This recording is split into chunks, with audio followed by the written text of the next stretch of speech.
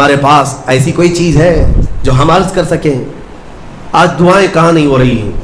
دعائیں سب جگہ ہو رہی ہیں، اجتماعی دعائیں ہو رہی ہیں، ہر خطبے میں، ہر نماز میں، ہر جگہ دعائیں ہوتی ہیں، لیکن میرے عزیزو شاید وہ اخلاص سے خالی ہو گئے ہیں۔ ایک بات یاد رکھنا، حرام لقمے پیٹ میں پڑے ہوں، حرام کمائی گھر میں پڑی ہو، تو حدیث پاک میں اس کی کوئی دعا آسمان تک نہیں جاتی، کوئی دعا آسمان تک نہیں جاتی۔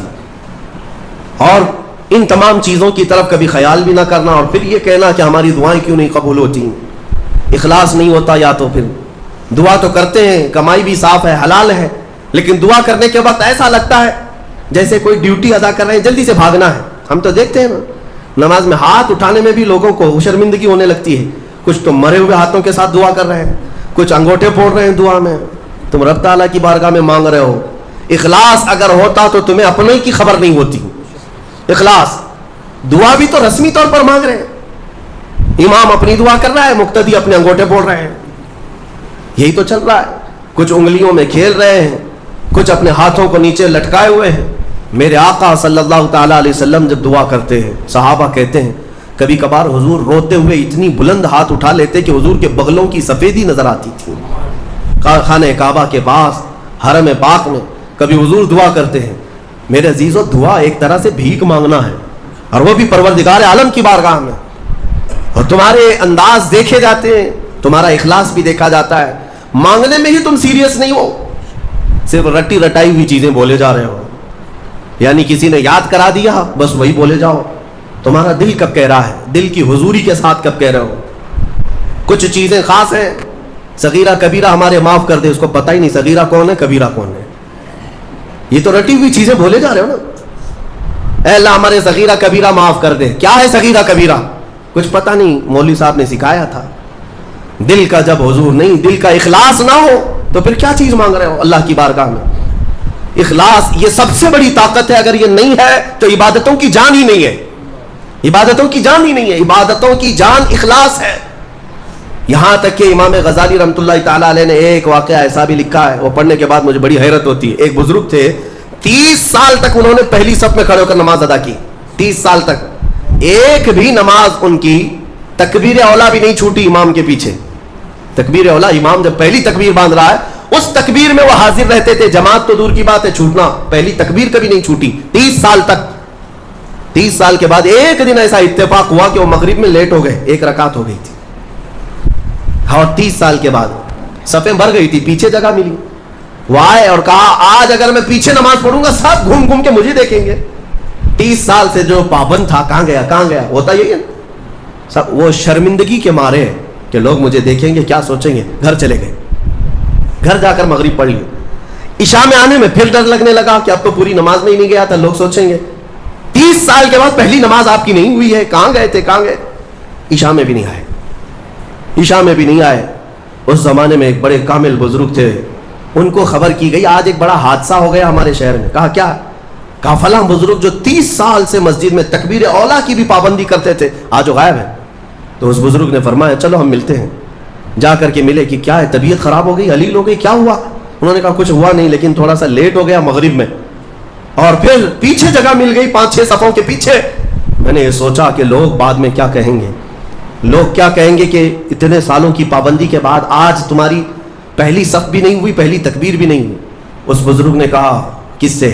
30 سال کی پابندی کرنے والے سے۔ کہا میاں جاؤ پچھلے 30 سال کی پوری نمازیں قضا کر لو، واپس دوبارہ پڑھ لو، اعادہ کرو، اس لیے کہ 30 سال جو تو نے پابندی کی نمازوں کی، وہ تو یہی سوچ کر کے کہ لوگ کیا کہیں گے۔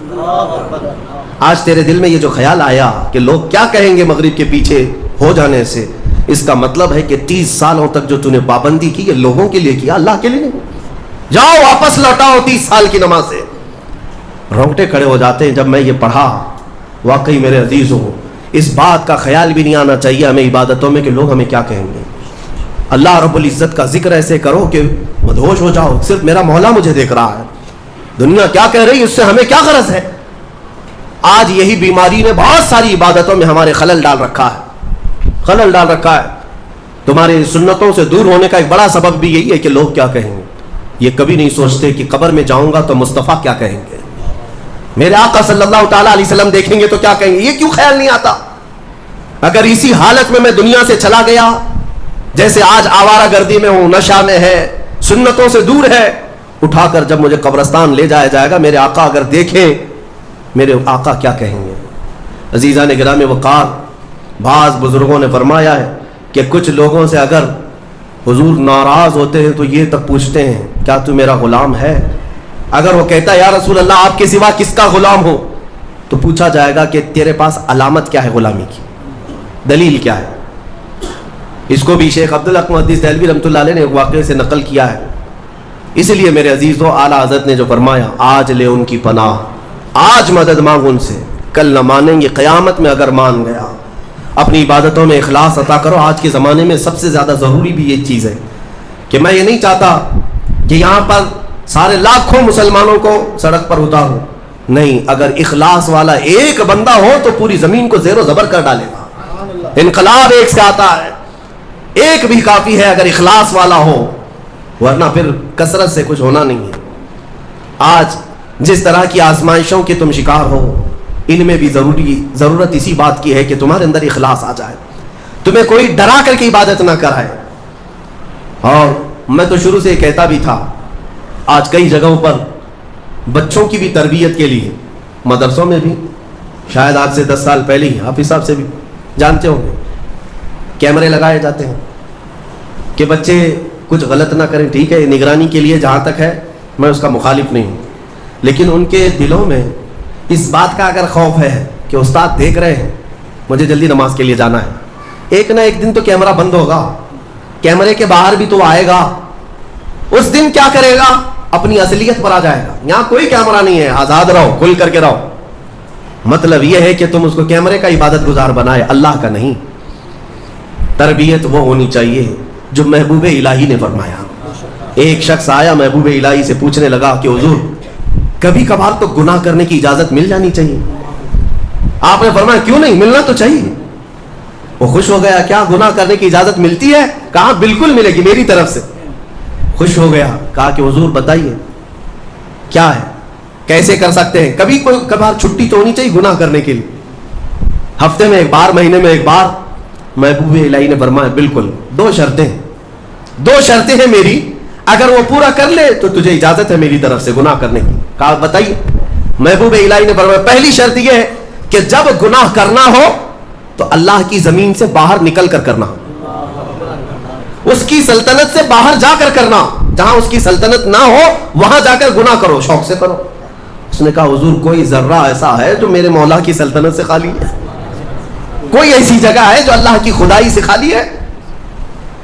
پھر اس کے بعد اس نے کہا یہ تو ممکن نہیں کہ اللہ کی زمین سے باہر جاؤں، اس کی سلطنت تو ان کہکشاؤں میں بھی ہے جہاں ہماری بھی پہنچ نہیں، اور رب تبارک و تعالیٰ ہی کی سلطنت میں ہے سب۔ پھر اس نے کہا دوسری شرط آپ کی؟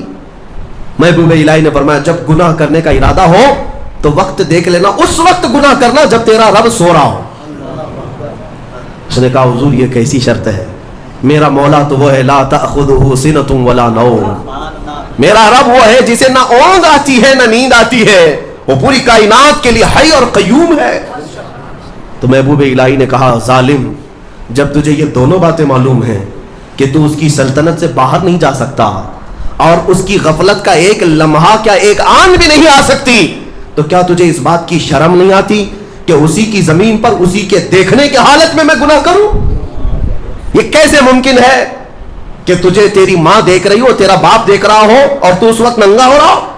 تو اپنے گھر میں اپنے ماں باپ کے سامنے ننگا نہیں ہوتا تو اس پروردگار عالم کی بارگاہ میں اس کی نافرمانی کے لیے کیسے گناہ کر لے گا؟ زمین اس کی، سلطنت اس کی، اس کا کھا رہا ہے، اس کا پی رہا ہے، اس کی ہوائیں استعمال کر رہا ہے، ساری نعمتیں اسی کی دی ہوئی ہیں، اور تو کہتا ہے کہ گناہ کی اجازت چاہیے؟